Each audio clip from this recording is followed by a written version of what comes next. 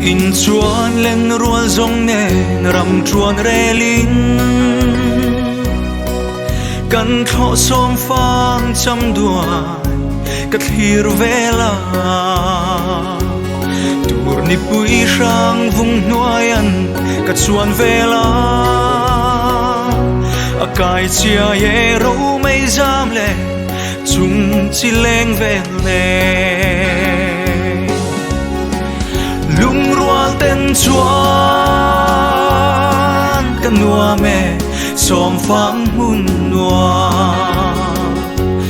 chal fa vang tur ni nem duai nua yan mo tu ten shil dun ila lung rual tu di zong matiang so na len dun kan nua kan som phang mun mo yan ma te aram chuan rela ka don changin kop lai di chen nu kha athar le daram ton ni a her long mo ka don vela lim ten chuan zai reng ka relo kan som phang mun mo yan lung rual ten chuan kan nua me som phang mun nua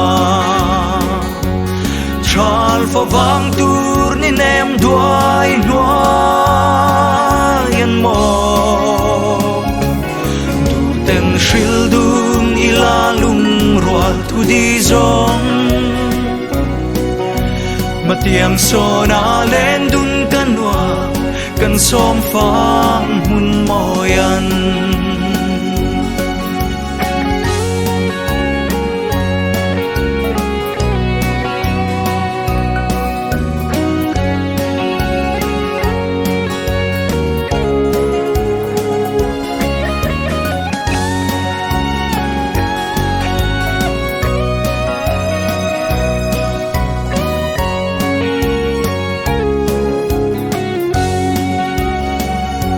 nang ngay cung tluang suyang